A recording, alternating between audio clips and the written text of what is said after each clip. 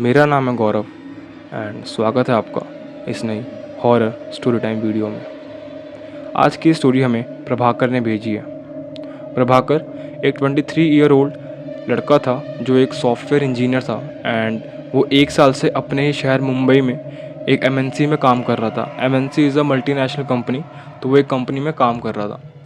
एक दिन उसने न्यूज़पेपर में एक आर्टिकल पढ़ा कि विशाखापट्टनम में XYZ करके कोई कंपनी है एंड वहाँ पर उसको उसी स्किल्स पर जो उसके पास थी एक अच्छा सैलरी पैकेज मिल सकता था। तो जब प्रभाकर ने उस एमएनसी में अपना रेज्यूमे भेजा तो एक हफ्ते बाद उसका रेज्यूमे अप्रूव्ड हो गया एंड उसको विशाखापट्टनम बुला लिया गया उस एमएनसी उस मल्टीनेशनल कंपनी में काम करने के लिए। प्रभाकर काफ़ी ज़्यादा खुश था क्योंकि उसको अब एक अच्छा सैलरी पैकेज मिलेगा। तो वो विशाखापट्टनम शिफ्ट हो गया एंड काफ़ी ज़्यादा पूछने के बाद उसे एक अपार्टमेंट की जगह पता लगी थी। एक अपार्टमेंट पता लगा था जो काफ़ी ज़्यादा जहाँ पर काफ़ी ज़्यादा कम लोग रहते थे। एंड जब उसे ये चीज़ पता लगी तो वो काफ़ी ज़्यादा खुश हो गया था क्योंकि वो एक इंट्रोवर्ट इंसान था। तो उसने सोचा कि इस जगह पर जितने कम लोग रहेंगे सोसाइटी में उतना उसके लिए अच्छा होगा एंड उसे अकेले रहना ज़्यादा अच्छा लगता था। तो वो खुशी खुशी उस जगह पर उस अपार्टमेंट के एक फ्लैट में एक हाउस में शिफ्ट हो गया। एंड जिस दिन विशाखापट्टनम प्रभाकर गया था तो उसने उसी दिन उस घर में अपने सारे सामान वगैरह सेट करे एंड कपड़े वगैरह रखे एंड जितनी भी चीज़ें थी अपनी पर्सनल वो सारी चीज़ें उस घर में उसने अच्छे से सेट कर ली। जब प्रभाकर वॉशरूम में गया एंड अपना टूथब्रश वगैरह रखने गया था तो उसने देखा कि वहाँ पर एक टूथब्रश पहले से ही रखा हुआ है एंड उसने उठाकर देखा कि वो टूथब्रश काफ़ी ज़्यादा गीला है। लाइक ऐसा लग रहा था कि किसी ने अभी अभी जस्ट वो टूथब्रश यूज़ करा हुआ। बट उसको लैंडलॉर्ड ने बोला था कि यहाँ पर काफ़ी टाइम से कोई भी नहीं रह रहा है। तो एक पल को प्रभाकर ने सोचा कि ये गीला कैसे है फिर, बट उसने इस बात पर ज़्यादा ध्यान नहीं दिया एंड उस टूथब्रश को उठाकर डस्टबिन में फेंक दिया। एंड जब प्रभाकर अपना सारा काम कर चुका था उस घर में, लाइक सारी चीज़ें सेट कर चुका था, अपने कपड़े वगैरह अपनी पर्सनल चीज़ें स्टफ़ वगैरह सब कुछ उस कमरे में सेट कर चुका था, तब तक रात हो गई थी एंड वो नहा धोकर फ्रेश हो गया था एंड काफ़ी ज़्यादा थक गया था। तो थकने के बाद जब रात के टाइम पे वो अपने घर की ही एक विंडो पे, लाइक उसका घर ग्राउंड फ्लोर पे ही था एंड एक विंडो बनी हुई थी उसके घर के एक साइड पे जहाँ पे ऐसे पतली पतली लोहे की रॉड्स होती है ना विंडोज़ में, वैसे लगी हुई थी, लाइक किसी का भी हाथ अंदर बाहर आ सकता था। तो प्रभाकर वहाँ पर खड़े होके अपने घर के अंदर साइड मुँह करके, लाइक इधर विंडो है एंड इस तरफ मुँह करके अपने घर की तरफ देख के सिगरेट मुंह में रख के लाइटर जला रहा था। वो सिगरेट पीने की कोशिश कर रहा था एंड जब उसने काफ़ी देर तक लाइटर जलाया उसकी सिगरेट जली नहीं रही थी। वो काफ़ी ज़्यादा इरिटेटेड हो गया था कि ये हो क्या रहा है। वो काफ़ी बार सिगरेट लाइटर प्रेस कर रहा बट सिगरेट जली नहीं रही थी। एंड अचानक से उस खिड़की के बाहर से एक हाथ आया जिसके हाथ में लाइटर था एंड उसने उसके सिगरेट पे लगाया। प्रभाकर एकदम से डर गया कि ये कौन है। वो पीछे घुमा तो उसने देखा कि एक बहुत ही ज़्यादा बूढ़ा बुज़ुर्ग इंसान वहाँ खड़ा हुआ था एंड वो काफ़ी ज़्यादा अजीब सा लग रहा था, लाइक थोड़े मेंटल डिसेबल लोग होते हैं वो वैसा लग रहा था। तो प्रभाकर ने उससे पूछा कि आप कौन। तो वो हंसने लग गया, तेज़ तेज़ एक क्रीपी वे में हंसने लग गया एंड प्रभाकर ने पूछा आप हंस क्यों रहे, आप बताइए आप कौन है। तो उस ओल्ड मैन ने, उस बुज़ुर्ग आदमी ने कहा कि बेटा मैं तो यहाँ का सिक्योरिटी गार्ड हूँ, तुम कौन हो। तो उसने बोला कि मैं अभी अभी यहाँ पर शिफ्ट हुआ हूँ। तो उसने बोला अच्छा अच्छा, हाँ तुम्हारे बारे में लैंडलॉर्ड ने बताया था मुझे, मैं तो मजाक कर रहा था। एंड वो दोबारा एक क्रीपी वे में हंसने लग गया था। प्रभाकर को ये आदमी, ये ओल्ड मैन, ये बुज़ुर्ग आदमी काफ़ी ज़्यादा स्ट्रेंज लग रहा था, बहुत अजीब सा लग रहा था। तो उस बुज़ुर्ग आदमी ने वो अपने टीथ पे, अपने दांतों पे बार बार ऐसे हाथ लगाया जा रहा था एंड उसके दांत काफ़ी ज़्यादा अजीब से थे, लाइक पूरे सड़े हुए थे एंड बहुत अजीब से काले काले दांत से हो रखे थे उसके। तो वो बार बार ऐसे हाथ लगाया जा रहा था अपने दांत पे एंड उसने फिर प्रभाकर से पूछा कि बेटा तुम्हारे पास टूथपिक है क्या। प्रभाकर ने बोला नहीं नहीं मेरे पास नहीं है एंड आपको एक सजेशन देता हूँ कि आप भी मत यूज़ करा करो क्योंकि दांत ख़राब हो जाते हैं उससे।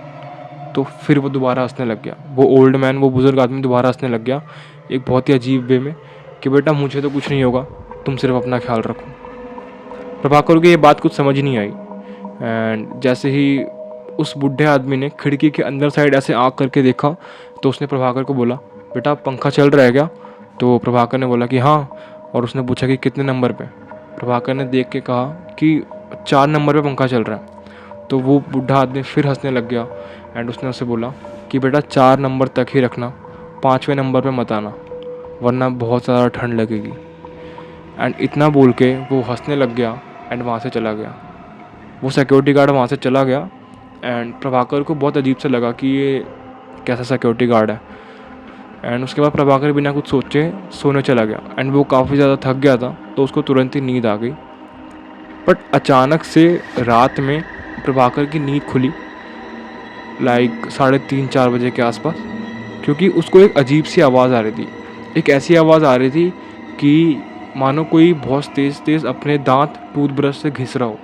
जैसे हम ब्रश करते हैं ना, वैसे कोई तेज़ तेज़ बहुत तेज़ तेज़ कर रहा हूँ, उसको वो साउंड आई। बट उस दिन वो काफ़ी ज़्यादा थका हुआ था, तो उसको लगा कि वो सपना देख रहा है एंड वो हल्की कच्ची नींद में उठा एंड उसने वो आवाज़ सुनी एंड ज़्यादा ध्यान ना देते हुए वो दोबारा सो गया। एंड फिर उसकी नींद सीधा सुबह खुली। जब उसकी नींद सुबह खुली तो प्रभाकर वॉशरूम में गया, उसने अपना मुंह धोया एंड अपना ब्रश उठाया ब्रश करने के लिए। जब उसने ब्रश उठाया तो उसने देखा कि उस ब्रश में पानी लगा हुआ था, लाइक वो ब्रश गीला था एंड ऐसा ही लग रहा था कि कैसे किसी ने उसे यूज़ करा हुआ है, जैसा वो पुराना टूथब्रश रखा हुआ था वैसा। प्रभाकर ने एक पल को सोचा कि ये कैसे हो रहा है, बट वो थका हुआ था एंड नींद में था एंड कल रात को उसके साथ ऐसी चीज़ें हुई, लाइक वो सिक्योरिटी गार्ड आया बूढ़ा सा एंड उसके साथ उसने ऐसी ऐसी चीज़ें करी, तो वो वैसे ही काफ़ी ज़्यादा टेंशन में था। तो उसने कुछ सोचा नहीं एंड कोलगेट लगाया, लाइक टूथपेस्ट लगाया एंड ब्रश करना चालू कर दिया। जब प्रभाकर ने ब्रश करा एंड जब उसने गार्गल करा तो उसने देखा कि उसके मुंह से खून निकल रहा है एंड वो काफ़ी ज़्यादा डर गया कि ये क्या हो रहा है। बट उसने काफ़ी ज़्यादा चेक करा अपने मुंह के अंदर शीशे वगैरह में, बट उसे कहीं भी ऐसा कट वगैरह नहीं दिखा कि खून क्यों निकल रहा है, और उसे कुछ दर्द भी नहीं हो रहा था, सिर्फ उसके मुंह से खून निकल रहा था जैसे जैसे वो ब्रश कर रहा था। एंड वैसे ही बाहर बेल बजती है उसके डोर की, वो अपना मुंह वगैरह धो के जाता है एंड देखता है कि वहाँ पर एक आदमी खड़ा होता है जिसके बहुत लंबे बाल होते हैं एंड वो कहता है कि आप नए आए ना साहब यहाँ पर। उसने बोला हाँ। उसने बोला कि मैं यहाँ का दिन का सिक्योरिटी गार्ड हूँ, डे सिक्योरिटी गार्ड। तो प्रभाकर ने बोला अच्छा अच्छा ओके। उसने बोला कि अगर आपको कोई भी दिक्कत हो तो आप मेरे पास आ सकते हैं, मुझे कॉन्टैक्ट कर सकते हैं। तो प्रभाकर ने बोला ठीक है थैंक यू। एंड जाते जाते उस सिक्योरिटी गार्ड ने प्रभाकर को एक ऐसी बात बोली जिसे सुनकर प्रभाकर काफ़ी ज़्यादा डर गया था। उसने उस दिन वाले सिक्योरिटी गार्ड ने बोला, जिसके बाल लंबे थे, कि एंड सर एक असुविधा है हमारे अपार्टमेंट में, एक इनकन्वीनियंस है हमारे सोसाइटी में कि यहाँ पर अभी नाइट वाला सिक्योरिटी गार्ड नहीं है काफ़ी महीनों से, तो रात में प्लीज़ अपने डोर वगैरह बंद रखना एंड कोई आए तो डोर वगैरह मत खोलना। ये सुन के प्रभाकर काफ़ी ज़्यादा शॉक हो गया कि अगर रात का सिक्योरिटी गार्ड नहीं है तो जो कल रात में वो ओल्ड मैन, वो बुज़ुर्ग आदमी प्रभाकर के पास आया था, वो कौन था। प्रभाकर पूरे दिन काफ़ी चीज़ें सोच रहा था जो उसके साथ कल रात को हुई या फिर जो सुबह हुई, वो ब्रश में से खून निकलना या रात में जो आवाज़ें आ रही थी, इन चीज़ों के बारे में सोच ही रहा था। उतने में उसके दोस्त का फ़ोन आता है एंड वो खाना खा रहा होता है एंड अपने दोस्त से वीडियो कॉल पे बात कर रहा होता है एंड वो चम्मच से पुलाव और सोयाबीन की सब्ज़ी होती है वो खा रहा होता है।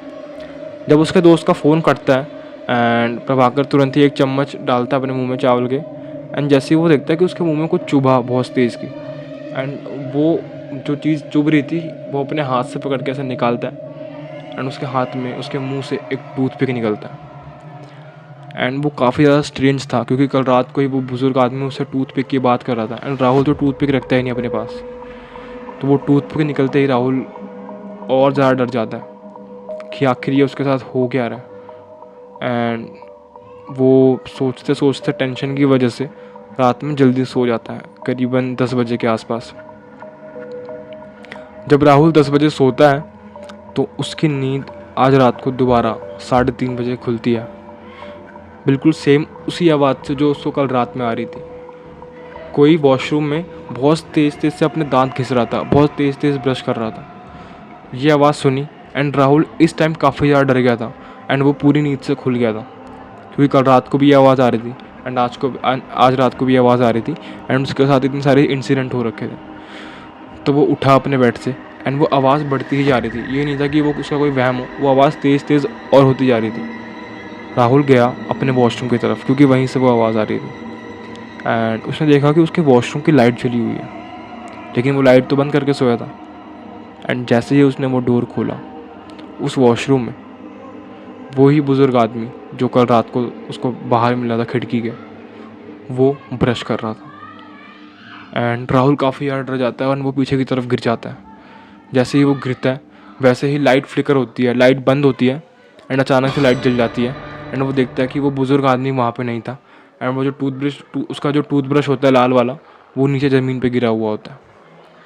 एंड दोबारा से लाइट फ्लिकर होती है, राहुल खड़ा होता है, लाइट बंद हो जाती है। एंड दोबारा जैसे ही लाइट जलती है कॉन्टीन्यूसली, लाइट तुरंत बंद होकर एंड तुरंत जल रही थी, वैसे ही राहुल के साइड में वही बुज़ुर्ग आदमी आके उसके कान में बोलता है कि भाग जाए यहाँ से। एंड राहुल उसे देखकर बेहोश हो जाता है, इतनी तेज़ डर जाता है वो। एंड उससे डरने के बाद राहुल बेहोश होने के बाद सुबह उठता है सीधा। एंड सुबह वो देखता है कि वो बाथरूम के कोने में गिरा हुआ है। जब वो सुबह उठता है तो उसको लगता है कि शायद उसने कोई सपना देखा हो, बट वो जो टूथब्रश था वो वहीं पर गिरा होता है जहाँ पर रात में गिरा था। एंड प्रभाकर भी वहीं पर लेटा होता है बाथरूम के कोने में जहाँ वो कल रात को गिरा था। ये चीज़ें देखकर प्रभाकर की तबीयत काफ़ी ज़्यादा ख़राब हो जाती है, उसे फीवर हो जाता है एंड वो बहुत ज़्यादा घबरा जाता है। एंड इसी वक्त वो डिसाइड करता है कि उसको यहाँ पर नहीं रहना है, वो सीधा अपने शहर मुंबई वापस चले जाता है। इसके बाद प्रभाकर के साथ कोई भी ऐसी घटना नहीं हुई एंड वो अब बिल्कुल भी ठीक है। एंड वो बिल्कुल ठीक है अब। बट उसको आज तक समझ नहीं आया कि आखिर ये उसके साथ हुआ क्या था उस दिन। So that's all for today's horror story time video. I hope आपको ये वीडियो पसंद आई होगी। कोई भी फीडबैक हो तो आप मुझे कमेंट सेक्शन में दे सकते हैं। एंड अगर आपको भी अपनी स्टोरी हमें भेजनी है तो आप इस ईमेल आईडी पे भेज सकते हैं। एंड कमेंट सेक्शन में कुछ भी पूछ सकते हैं, मैं आपको बता दूंगा कोई भी रिलेटेड क्वेश्चन अगर आपको कोई स्टोरी भेजनी है तो। एंड प्लीज़ लाइक कर देना वीडियो यार, प्लीज़ प्लीज़ प्लीज़ लाइक कर देना। सब्सक्राइब भी ज़रूर कर देना, हमें जल्दी ही 1 के सब्सक्राइबर सेट करने हैं। मिलते हैं किसी नेक्स्ट वीडियो में, तब तक के लिए अपना ख्याल रखें। बाय।